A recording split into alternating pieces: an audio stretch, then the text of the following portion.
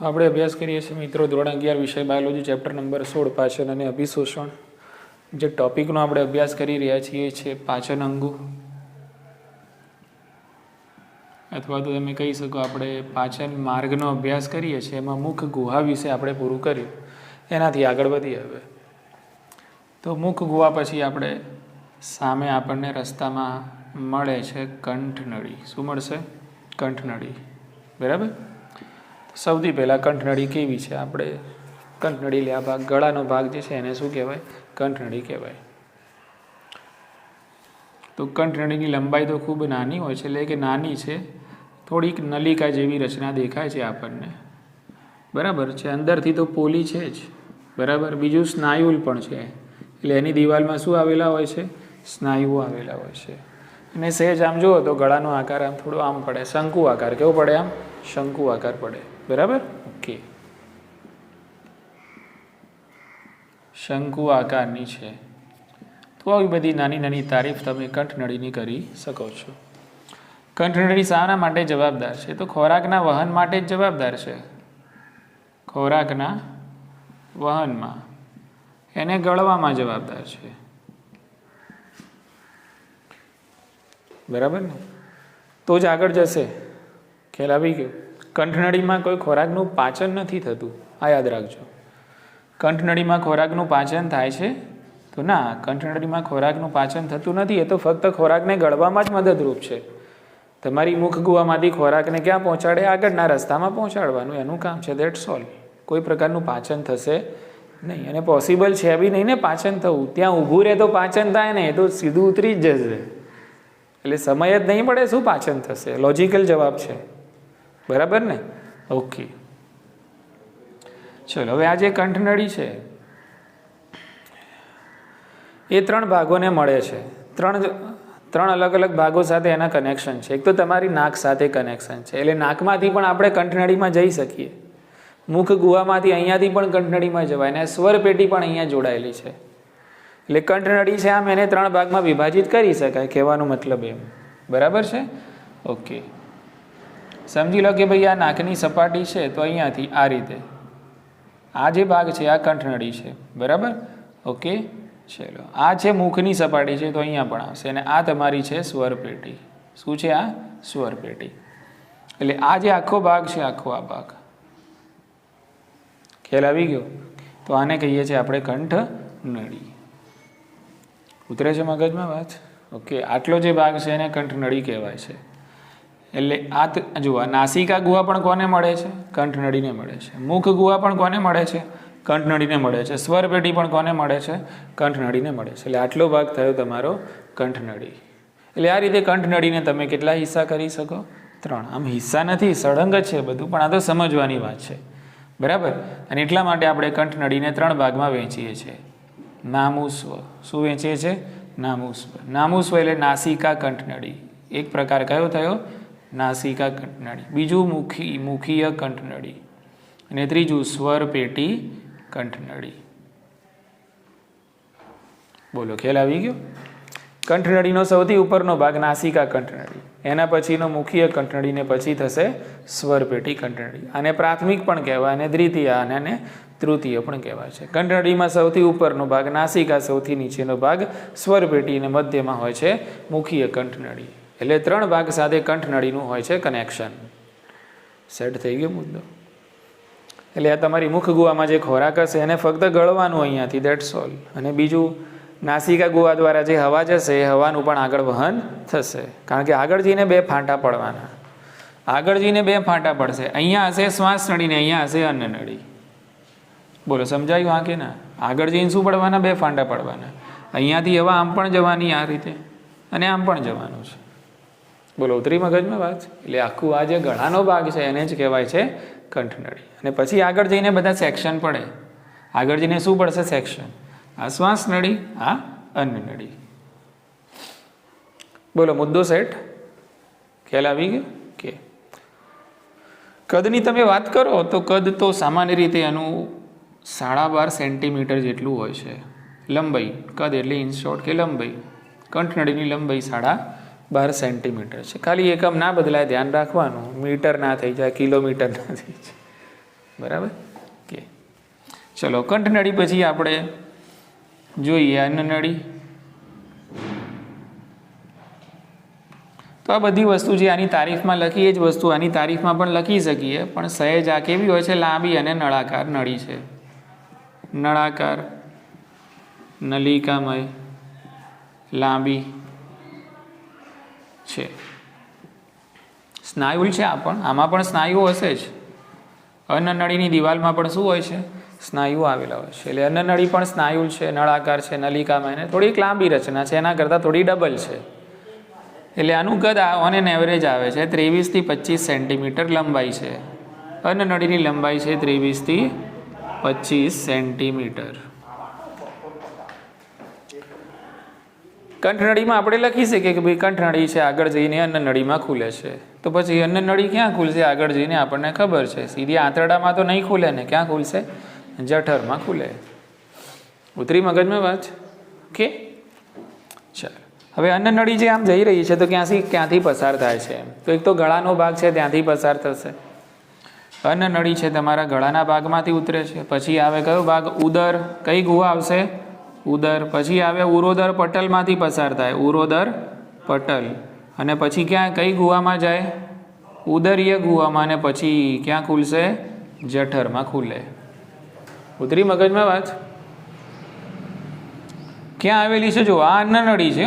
જુઓ ભાઈ લો, આ અન્નનળી છે અને આ શું છે? શ્વાસનળી છે. જેવું દેખાય છે એવું લખવાનું છે. અન્નનળી શ્વાસનળીની પાછળ છે. અને અહીંયા શ્વાસનળી પાછળ અહીંયા કરોડ સ્તંભ આવેલો. એટલે અહીંયા તમારું આ કરોડ મણકા હશે અહીંયા બધા, બરાબર? એટલે આ શું થઈ ગયું? કરોડ સ્તંભ, બરાબર ને? તો વચમાં છે અન્નનળી, સૂળી વચ્ચે સોપારી છે. ખ્યાલ આવ્યો? હા કે ના? શ્વાસનળી છે આ, એના પાછળ અન્નનળી છે. અને અન્નનળીની પાછળ છે કરોડ સ્તંભ. એટલે કરોડ સ્તંભ અને શ્વાસનળીની વચ્ચે શું છે? અન્નનળી છે, બરાબર? હજી સિસ્ટમ કહી દો. જો અહીંયા હાથ અડાડો એટલે આ પાંસળીઓનું હાડકું છે. કયું છે આ? જ્યાં પાંસળીઓ મળે ને પહેલાં, બરાબર? આને કહેવાય ઉરોસ્થિ. શું કહેવાય? ઉરોસ્થિની પાછળ જાઓ ને એટલે શ્વાસનળી હોય. શું હોય? શ્વાસનળીની પાછળ જાઓ એટલે અન્નનળી, અન્નનળીની પાછળ જાઓ એટલે પછી થોડુંક દૂર હોય, એટેચ ના હોય. કયું? કરોડ સ્તંભ. કારણ કે વચ્ચે બીજા બધા અંગો આવેલા હોય. સેટ થયો મુદ્દો? સમજ પડી ને? ઓકે. તો આ સિસ્ટમ છે અન્નનળીની. તો અન્નનળી છે ગળો, ઉદર પ્રદેશ, ઉરોદર પટલ અને ઉદરીય ગુહામાંથી પસાર થઈને ક્યાં ઓપન થશે? જઠરમાં ઓપન થાય છે. અન્નનળીમાં કોઈ પ્રકારનું પાચન થતું નથી. અન્નનળીમાં પણ ફક્ત ખોરાકનું શું થશે? વહન જ થાય છે. દેર ઇઝ નો પાચન. કોઈ પાચન નળીમાં થાય નહીં, ફક્ત ખોરાકનું વહન થશે. કે હવે ખોરાકનું વહન એક ચોક્કસ પ્રકારના સંકોચન દ્વારા થાય છે. એની સંકોચનને કહેવાય પરિસંકોચન. અન્નનળીની દિવાલનું શું થશે? પરિસંકોચન. પરિસંકોચન એટલે કે દરિયાની અંદર જે વેવ્સ આવે છે, જે મોજા આવે છે, મોજાના જેવું સંકોચન એટલે કે પરિસંકોચન. એટલે આ રીતે અહીંયા આ ભાગ અન્નનળીનો આમ સંકોચાય એટલે અહીંયા જે ખોરાક હોય એ નીચે આવે એટલે આ ભાગ પહોળો થાય. આ ભાગ સંકોચાય એટલે ખોરાક નીચે આવે, આ ભાગ પહોળો થાય. એટલે આ રીતે દરિયાના મોજાની માફક તમને એવું લાગે આ રીતે એમાં સંકોચન થાય. ઉતરી મગજમાં વાત? એટલે આ સંકોચન કેવું કહેવાય? પરિસંકોચન. એટલે પરિસંકોચન દ્વારા ખોરાક અન્નનળીમાં ધીમે ધીમે ધીમે આગળ વધે છે. સેટ? હવે આ કંઠનળી ક્યાં ખુલે છે? આ જે કંઠનળી ઉપરનો ભાગ છે તમે જોઈ શકો છો, એ તો શ્વાસનળીમાં પણ જાય છે અને અન્નનળીમાં પણ જાય છે. પણ આ જે શ્વાસનળી છે, બરાબર, કે એ શ્વાસનળીની ઉપર આ રીતે એક કાસ્થિમય પર્ણનો ટુકડો હોય છે. પર્ણ જેવા આકારનો ટુકડો, જેને આપણે કહીએ છીએ ગાંઠી ઢાંકણ. શું કહેવાય એને? ગાંઠી ઢાંકણ. ગાંઠી ઢાંકણ શાનું બનેલું હોય છે? તો કાસ્થિનું બનેલું હોય છે. આગળ આપણે સંયોજક પેશીમાં ભણી ગયા. કાચવત કાસ્થિ. કઈ કાસ્થિ આવતી હતી? કાચવત કાસ્થિ. બોલો, ખ્યાલ આવી ગયો ને? ઓકે. તો શ્વાસનળીની ઉપર હોય આ ઢાંકણું. ક્યાં હોય? શ્વાસનળીની ઉપર. એટલે તમે જ્યારે ખોરાક ગળો ને એટલે આ ઢાંકણું આમ બંધ થઈ જાય. એટલે ખોરાક ક્યાં ના જાય? શ્વાસનળીમાં ના જાય. ક્યાં જાય? અન્નનળીમાં જાય. સિસ્ટમ ખબર પડી? કે એટલે આ શ્વાસનળીની ઉપર આવેલો હોય છે કાસ્થિમય પર્ણના આકારનો એક ટુકડો, જેને ગાંઠી ઢાંકણ તરીકે ઓળખવામાં આવે છે. ક્લિયર? કે એટલે જ્યારે ખોરાકને ગળવાની અને પ્રવાહીને પીવાની ક્રિયા થાય એટલે આ ઢાંકણું બંધ થઈ જાય. એટલે બધું ક્યાં ના જાય? શ્વાસનળીમાં જાય નહીં.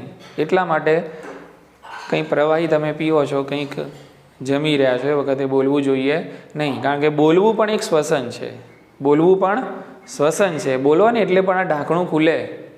સમજાયું? હા કે ને? એટલે બે ક્રિયા સાથે થાય નહીં. કાં તો શ્વાસ લો, કાં તો ગળો ને પીવો. અને ક્યારેક એવું થઈ જતું હોય તો અનાળે જાય છે. શું જાય છે? અનાળે જાય છે. એટલે અનાળે એટલે અન્નનળી સિવાય જતું રહે, એટલે એને કહેવાય અનાળે. આ મારું લોજિક છે. સમજાયું? હા કે ના? ઓકે. તો આપણે આની વાત તો સાઈડમાં થોડી થઈ જાય છે, બરાબર. આમ તો આ બધું શ્વસન તંત્રમાં આવે. શામાં આવશે? બરાબર. એને સાઈડમાં કરીએ આપણે. હવે સીધા અહીંયા આગળ વધીએ. ક્લિયર છે કે? ચલો, તો અન્નનળીની આપણે આ બધી વાત કરી કે હવે અન્નનળી આગળ જઈને આ રીતે અહીંયા આવશે જઠર. તો અન્નનળી અહીંયા જુઓ, આ રીતે સમજી લો કે આ છે પટલ. આને કહેવાય ઉરોદર પટલ. શું છે આ? ઉરોદર પટલ. એ ઉરોદર પટલ શું છે? તો એ ઉદરીય ગુહાને ઉરસીય ગુહા અને ઉદરીય ગુહાને એકબીજાથી અલગ પાડતું પટલ છે. ઉપરનું જે આપણે ખોખું છે એને ઉરસીય ગુહા કહેવાય. શું કહેવાય? જેમાં હૃદય છે, ફેફસા છે, બધા અંગો આવેલા હોય. અને નીચે યકૃત છે, જઠર છે, આંતરડા છે, બધું નીચે તરફ હોય. તો એ ગુહા કઈ કહેવાય? ઉદરીય ગુહા. એટલે આ બે ખોખાને અલગ પાડવાનું પટલ, વચ્ચે આ પટલ છે જેને કહેવાય ઉરોદર પટલ. એટલે ઉરોદર પટલ દ્વારા ઉરસીય અને ઉદરીય ગુહા એકબીજાથી અલગ પડે છે. એટલે આ રીતે આખી અન્નનળી આ રીતે આમ પસાર થાય. ઉરોદર પટલમાંથી પસાર થાય ને પછી ક્યાં ખુલે? જઠરમાં ખુલે. ચલો, ઉતરી ગઈ મગજમાં વાત? ચલો, વાત કરી લઈએ હવે જઠરની. સ્ટમક કહેવાય અને અંગ્રેજીમાં. તમને દેખાય છે. હવે આપણે આમ લાઈન દોરી આ રીતે, આપણી મધ્ય રેખા, આપણા શરીરની આ મધ્ય રેખા છે એમ સમજી લો. હવે જઠર ક્યાં આવેલું છે મારે કહેવું છે, આને જોઈને મારે કહેવું છે જઠર ક્યાં આવેલું છે. તો મને ખબર પડી જાય કે ભાઈ જઠર છે ઉદરીય ગુહામાં છે. તો ફાઇનલ ઉદરીય ગુહામાં પણ અગ્રભાગે ઉપર જ છે. ઉદરીય ગુહામાં પણ નીચે નથી. ક્યાં છે? ઉપર છે. અને સહેજ ડાબી બાજુએ છે. કેવું છે? હા, આમ નથી, આ બાજુ છે. તમારી મધ્ય રેખાથી આ બાજુ છે. બોલો, ઉતરી મગજમાં વાત? ઓકે. એટલે આપણે જઠર ક્યાં આવેલું છે એનું સ્થાન આપણને ખબર પડી ગઈ, બરાબર કે? તો જઠર આવેલું છે ઉદરીય ગુહાના અગ્ર ભાગે, સહેજ ડાબી બાજુએ. સહેજ ડાબી બાજુએ. બોલો, સમજાઈ ગયું? અને એનો આકાર તમે જોશો તો જે આકારનો લાગે છે, આ આકાર આપણી બુકમાં આપેલો છે. એટલે આપણે યાદ રાખવાનું કે ભાઈ જઠરનો શેપ કેવો છે? તો જે આકાર, બરાબર ને? જે પડે છે ને, એક્ઝેક્ટલી કંઈ જે જેવું ના હોય પણ એવું લાગે, એટલે આપણે શું કીધું? જે આકાર. એટલે અન્નનળી છે એ જે આકારના જઠરમાં ખુલે છે. જઠરને આપણે 3 ભાગમાં વિભાજિત કરેલું છે, બરાબર? ઓકે. તો આ ઉપરનો જે જઠરનો ભાગ છે એને કહેવાય ઉપરી જઠર. આ નીચેનો જે ભાગ છે એને હૃદયગામી કહેવાય. અને નીચેનો છે એને ની જઠર કહેવાય, બરાબર? તો આનું આપણે શાબ્દિક વર્ણન આરામથી કરી શકીએ કે ભાઈ જઠર છે એને 3 ભાગમાં વિભાજિત કરવામાં આવે છે. એનો ઉપરનો ભાગ ઉપરી જઠર, હૃદયગામી જઠર, અને સૌથી નીચેનો પોલો અને સાંકડો ભાગ છે એને ની જઠર તરીકે ઓળખવામાં આવે છે. હવે આના ઉપરથી તમને સવાલ પૂછું, અન્નનળી જઠરના કયા ભાગમાં ખુલે છે? કહો. ઉપરીમાં? હૃદયગામી. હા, તો આ સવાલ પૂછાય છે કે અન્નનળી ક્યાં ખુલી છે? હૃદય ઉપરી તો નીચ, બરાબર ને? કયા ભાગમાં ખુલી? યાદ રાખવાનું, અન્નનળી જઠરના હૃદયગામી ભાગમાં ખુલે છે. ક્લિયર છે કે? બીજું, અન્નનળી જઠરના હૃદયગામી ભાગમાં એક નાનકડા વાલ્વ દ્વારા, છિદ્ર દ્વારા ખુલે છે. એટલે અહીંયા છિદ્ર આવેલું, અહીંયા મતલબ ચોક્કસ પ્રકારના સ્નાયુઓ આવેલા હોય છે. અને આ જે સ્નાયુઓ હોય છે એને કહેવાય મુદ્રિકા સ્નાયુઓ. કયા સ્નાયુઓ કહીશું આપણે? મુદ્રિકા સ્નાયુઓ. એટલે આને હૃદયગામી મુદ્રિકા સ્નાયુ પણ કહેવાય. કયા કહેવાશે? હૃદયગામી મુદ્રિકા સ્નાયુ. અથવા તો કહેવાય જઠર અન્નાલીય. શું કહેવાય? જઠર અન્નાલીય. જઠર અન્નાલીય. બોલો, ખ્યાલ આવી ગયો? ઓકે. તો જઠર અન્નાલીય મુદ્રિકા સ્નાયુ દ્વારા અન્નનળી છે એ જઠરના હૃદયગામી ભાગમાં ખુલે છે. એટલે આ છિદ્ર જ્યારે ખુલે ત્યારે ખોરાકનું અન્નનળીમાંથી જઠરમાં થાય. અને જઠરના કયા ભાગમાં થશે? હૃદયગામી ભાગમાં થાય, બરાબર ને? એટલે આ છિદ્ર ઇનકમિંગ માટે છે, પણ અહીંયા જે સ્નાયુઓ છે એનું નામ યાદ રાખજો, મુદ્રિકા સ્નાયુ, બરાબર ને? કે એટલે આ સ્નાયુનું આમ સંકોચન થઈ જાય ને એટલે આ ભાગ આમ બંધ થઈ જાય, અને વિકોચન થાય, લૂઝ થાય એટલે આ ભાગ ખુલ્લો થઈ જાય, એટલે પછી ખોરાકનું વહન નીચે થાય. ઉતરી ગઈ મગજમાં વાત? ઓકે. બીજું, જઠરની અંદર જઠર ગ્રંથિઓ છે, જઠર રસનો સ્ત્રાવ કરે છે, ખોરાકનું પાચન કરે છે, એ બધી વાતો હજુ આપણે આગળ કરવાની બાકી છે, એટલે એ મુદ્દો આની અંદર ઇન્વોલ્વ નહીં કરીએ આપણે. ચલો હવે નીચે જોવા જઈએ. આ છે નિજઠર, અહીંયા શરૂ કરીએ હવે આપણે, બરાબર? આ જઠર છે, આનંદ નળીવાળો ભાગ છે, આ નિજઠર છે, ઉપરી જઠર. આ હૃદયગામી જઠર છે, બહુ જ મોટો ભાગ છે, એટલે જઠરનો મુખ્ય દેહ કહેવાય છે. હૃદયગામી જઠર એ જઠરનો શું કહેવાય છે? મુખ્ય દેહ છે. તો જઠરનો મુખ્ય દેહ કયો? તો હૃદયગામી જઠર. ક્લિયર? ચલો હવે જઠર શામાં ખુલશે? આપણે બધાને ખબર છે ભાઈ, જઠર નાના આંતરડામાં ખુલે. ક્યાં ખુલે? નાના આંતરડામાં ખુલે. ઓકે, એટલે અહીંયા પણ જઠર છે, જઠરનો કયો ભાગ? તો નિજઠર. તો નિજઠર છે નાના આંતરડાનો પ્રથમ ભાગ. આ કહેવાય નાના આંતરડાનો કયો ભાગ? પ્રથમ ભાગ. અને આ પ્રથમ ભાગને તમે કહો છો પક્વાશય. પક્વાશય. અને જોવામાં જ આપણને લાગે છે સી આકારનું. કેવું છે? સી આકારનું. તો જઠરનો નિજઠરવાળો જે ભાગ છે એ નાના આંતરડાના પ્રથમ સી આકારના પક્વાશયની અંદર ખુલે છે. જેવું દેખાય છે એવું લખવાનું છે, બીજું કોઈ એક્સ્ટ્રા બુદ્ધિ દોડાવવાની છે નહીં, બરાબર? ચલો, જે રીતે અહીંયા મુદ્રિકા સ્નાયુ હતા એ રીતે અહીંયા પણ શું છે ભાઈ? મુદ્રિકા સ્નાયુઓ છે, પણ આ જે છે એને કહેવાય છે નિજઠરીય મુદ્રિકા સ્નાયુ. આ કયા કહેવાશે? હા, નિજઠરીય મુદ્રિકા સ્નાયુ. એટલે આમાં યાદ રાખવાનું કે ભાઈ નિજઠરીય મુદ્રિકા સ્નાયુ જે છે એના દ્વારા ખોરાકનું વહન ક્યાંથી ક્યાં થાય? તો નિજઠરમાંથી ક્યાં થાય? પક્વાશયમાં. એટલે આઉટ ગોઈંગ માટે છે, જ્યારે આ છિદ્ર કયું છે? ઇનકમિંગ માટે, બરાબર? એટલે જઠરના બંને છેડે છિદ્રો આવેલા હોય છે. એક કયું કહેવાય છે? આ જઠર અન્નાલીય મુદ્રિકા સ્નાયુ, અને આને કહેવાય નિજઠરીય મુદ્રિકા સ્નાયુ, બરાબર? આ મુદ્રિકા સ્નાયુ જ્યારે ખુલે તો શું થાય? ખોરાકનું અન્ન નળીમાંથી જઠરમાં વહન થાય. જ્યારે આ છિદ્ર ખુલે ત્યારે નિજઠરમાંથી પક્વાશયમાં વહન થાય. ઉતરી ગઈ મગજમાં વાત? ચલો વધીએ આગળ. તો એના પછી આવે છે નાનું આંતરડું, બરાબર? કે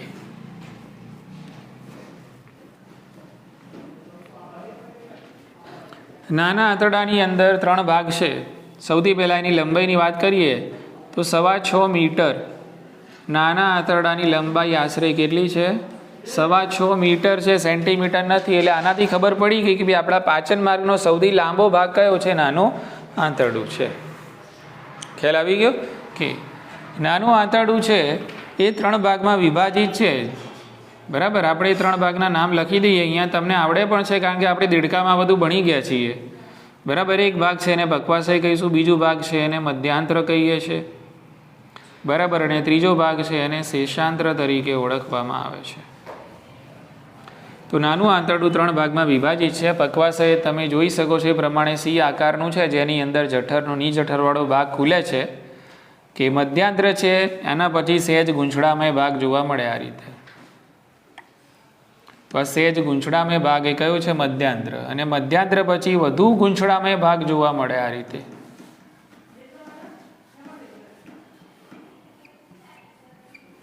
આને કહેવાય શેષાંત્ર. ખ્યાલ આવી ગયો? ઓકે. મધ્યાંત્ર એટલે ગૂંચળામય, યાદ રાખવા માટે. અને શેષાંત્ર એટલે કે અતિ ગૂંચળામય. અતિ ગૂંચળામય. આ બધાના કામ શું છે પછીની વાત છે, આપણે પછી નક્કી કરીશું એના પછીના મુદ્દામાં. પણ આ પક્વાશય છે એની અંદર અહીંયા ખુલતી હોય છે એક ચોક્કસ નલિકા. તો એ નલિકાનું ફક્ત અહીંયા નામ લખી દઉં છું, જે આપણે આગળ પણ ભણવાનું છે. યકૃત સ્વાદુપિંડ નલિકા. યકૃત સ્વાદુપિંડ નલિકા. તો પક્વાશયમાં ખુલશે યકૃત સ્વાદુપિંડ નલિકા, કે જે પિત્તરસ અને સ્વાદુરસ લઈને ક્યાં આવશે? પક્વાશયની અંદર આવશે. બોલો, ઉતરી મગજમાં વાત? પક્વાશયવાળા ભાગમાં મોટા ભાગે જે પ્રક્રિયા થશે એનું નામ છે પાચન. મોટાભાગનું પાચન પક્વાશયમાં પૂરું થઈ જશે. મધ્યાંતરમાં થોડું ઘણું રહી ગયું હશે, પાચન પણ થશે અને શોષણ પણ થશે. જ્યારે શેષાંત્ર મુખ્યત્વે શોષણ માટે જવાબદાર છે. એટલે મોટાભાગની શોષણની પ્રક્રિયા ક્યાં થશે? શેષાંત્રમાં થશે. એટલે આ ત્રણનો સરવાળો કરો એટલે જવાબ મળે 6.25 મીટર, જેને આપણે કહીએ છીએ નાનું આંતરડું આશરે. બોલો, ખ્યાલ આવી ગયો? ઓકે, ચલો. નાનું આંતરડું ક્યાં ખુલશે? તો મોટા આંતરડામાં ખુલશે. ઓકે, તો અહીંયા ટાઇટલ આપી દઈએ આપણે, મોટું આંતરડું. મોટું આંતરડું. મોટું આંતરડુંને મોટું કેમ કહીએ છીએ? લંબાઈમાં મોટું નથી પણ પહોળાઈમાં મોટું છે. એનું પોલાણ મોટું છે એટલા માટે એને કહેવાય છે મોટું આંતરડું. બાકી લંબાઈ તો આના કરતાં નાની છે, આશરે 1.5 મીટર છે. મોટા આંતરડાની લંબાઈ કેટલી છે? આશરે 1.5 મીટર એની લંબાઈ. એટલે લંબાઈમાં મોટું નથી, પહોળાઈમાં મોટું છે એટલા માટે એને મોટું આંતરડું કહેવાય છે. મોટું આંતરડું છે એના પણ આપણે 3 ભાગ પાડેલા છે. એક છે એને અંધાંત્ર કહીએ છીએ, અંધાંત્ર. એના પછીનો જે બીજો ભાગ છે એને કોલોન કહેવાય છે, કોલોન. અને એના પછીનો જે ત્રીજો ભાગ છે એને મળાશય કહીએ છીએ. અને આ ત્રણેયનો સરવાળો છે, જવાબ મળશે આપણને મોટું આંતરડું. બરાબર? ચાલો, હવે હું તમને એમ કહું કે ભાઈ મોટું નાનું આંતરડું મોટા આંતરડાના કયા ભાગમાં ખુલશે? તો ઓબ્વિયસ શામાં ખુલશે? અંધાંત્રમાં ખુલે છે. મોટું આંતરડું, અરે નાનું આંતરડું શામાં ખુલે? તો મોટા આંતરડામાં. પણ નાના આંતરડાનો કયો ભાગ છે? અહીંયા છેલ્લે તો શેષાંત્ર છે. એટલે શેષાંત્ર મોટા આંતરડાના પહેલા ભાગમાં ખુલે. કયો? અંધાંત્ર. ઉતરી ગઈ મગજમાં વાત? કે એટલે આ છે મોટું આંતરડું. અહીંયાથી શરૂ થઈ ગયું. બરાબર? અને આ ઓપન થઈ ગયું તમારું નાનું આંતરડું. ક્યાં? મોટા આંતરડામાં. ખ્યાલ આવી ગયો? એટલે મોટા આંતરડાનો આ જે પ્રથમ ભાગ મેં અહીંયા દોર્યો સમજવા માટે. બરાબર? એને અહીંયા કહીશું અંધાંત્ર. શું કહીશું આને? અંધાંત્ર. એટલે અહીંયા બન્યું એક જંક્શન. બરાબર? એટલે આ જે જંક્શન છે એને શું કહેવાય? તો આ જે જંક્શન છે એને કહેવાય ઇલિયોસિકલ જંક્શન. ઇલિયોસિકલ જંક્શન અથવા તો એને વાલ્વ કહેવાય. ઇલિયોસિકલ. ઇલિયો એટલે શું થાય? શેષાંત્ર થાય. અંગ્રેજી શબ્દ છે ઇલિયો એટલે શેષાંત્ર. અને સિકલ એટલે શું થાય? તો અંધાંત્ર થાય. એટલે બે મળે છે, ઇલિયમ અને સિકમ.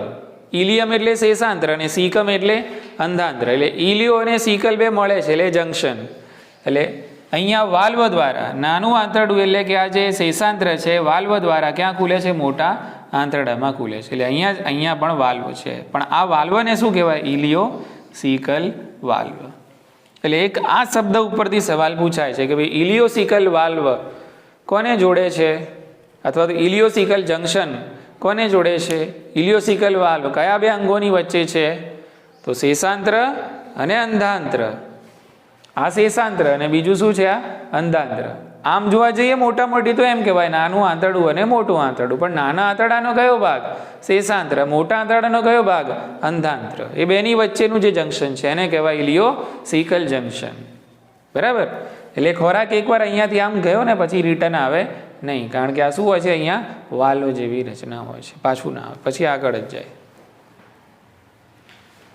ઉતરી ગઈ મગજમાં વાત છે?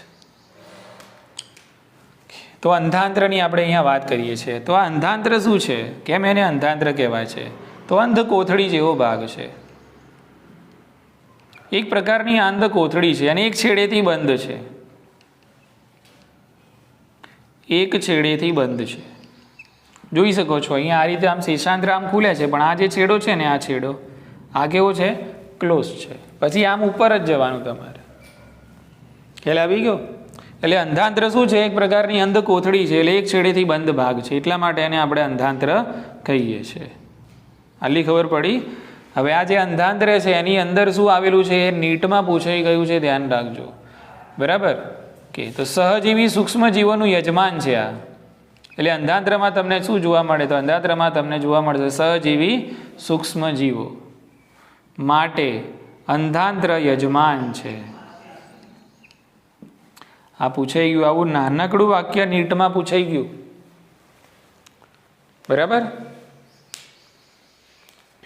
સહજીવી આપણા પાચન તંત્રમાં પણ સૂક્ષ્મજીવો હોય હો, અને સૂક્ષ્મજીવો આપણને ફાયદો પહોંચાડે, નુકસાન ના પહોંચાડે. કારણ કે આપણે જે ખોરાક ખાઈએ ને એ ખોરાકની અંદર રહેલા જે ઘટકો હોય છે એના શોષણમાં સૂક્ષ્મજીવો મદદ કરે. એટલે સૂક્ષ્મજીવો ફાયદાકારક પણ છે અને કેટલાક રોગકારકો પણ હોય જેને પેથોજન કહેવાય. જેને શું કહેવાય? પેથોજન. પેથોજન એટલે એવા સૂક્ષ્મજીવો કે જે શું પેદા કરે? રોગકારક છે, રોગ પેદા કરે. જ્યારે બીજા સૂક્ષ્મજીવો આપણા ભાઈબંધો હોય કે જે ખોરાકના પાચનની અંદર અને શોષણમાં મદદ કરે છે.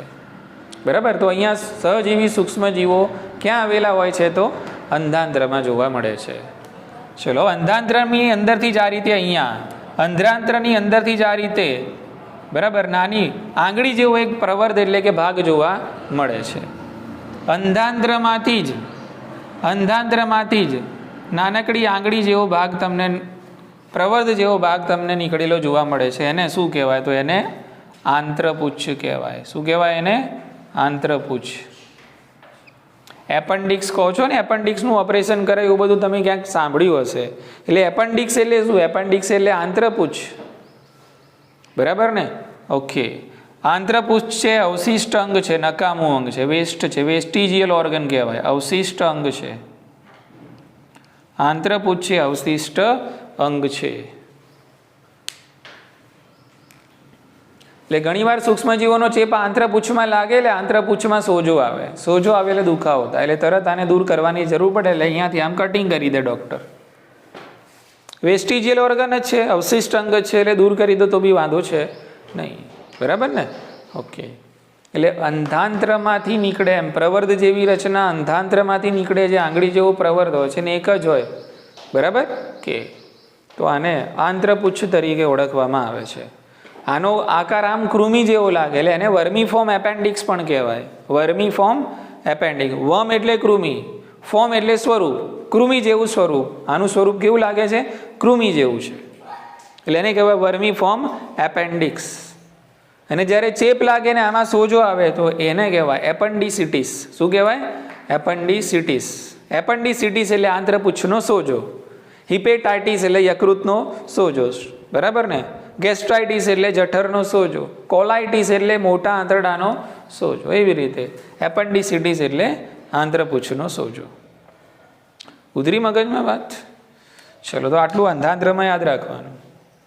ખ્યાલ આવી ગયો? Most important. આમાંથી બધામાંથી પૂછાવા લાયક આ વધારે અગત્યનું છે અને પૂછાઈ પણ ગયો આમાંથી સવાલ. બરાબર? ચલો, મોટા આંતરડા પછી આવે છે એટલે મોટા આંતરડાનો બીજો ભાગ જેને આપણે કહીએ છીએ કોલોન. કોલોન છે એને તમે 3 ભાગમાં વિભાજિત કરો છો. બરાબર? આપણી બુક પ્રમાણે છે ઉદ્ધવગામી. એટલે અહીંયા આ રીતે જાય ને આમ. તો આ જે કોલોન છે કયું છે? ઉદ્ધવગામી. બરાબર? પછી આ રીતે આમ જશે આંતરડું અનુપ્રસ્થ. પછી આ રીતે આમ નીચે આવશે અધોગામી. બરાબર ને? પછી અહીંયા આ રીતે આમ જશે. આ પણ કોલોન જ છે પણ આ ચોથા ભાગનું વર્ણન બુકમાં નથી આપેલું, આપણે ટાંકી શકીએ છીએ. બરાબર? Sigmoid colon.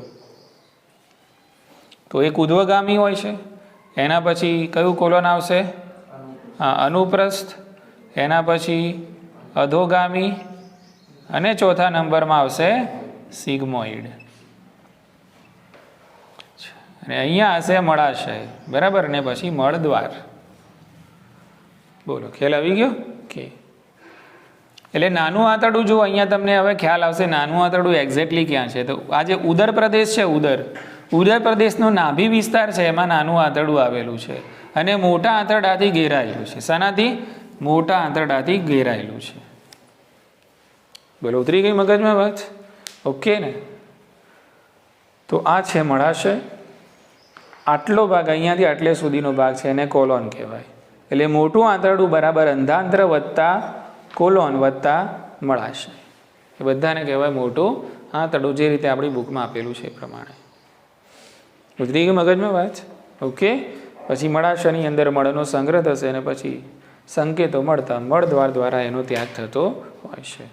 તો આટલું આપણે પાચન અંગોની અંદર યાદ રાખશું. સેટ થઈ ગયો મુદ્દો? ઓકે. હવે આપણે જે અભ્યાસ કરવાનો છે એ પાચન માર્ગ એટલે કે આપણો જે અન્ન માર્ગ છે એની દિવાલની અંતસ્થ રચનાનો અભ્યાસ કરવાનો છે. બરાબર? ઠીક છે. તો આજે આપણે આટલું રાખીએ છીએ. અંતસ્થ રચના છે આવતીકાલે જોઈશું શાંતિથી.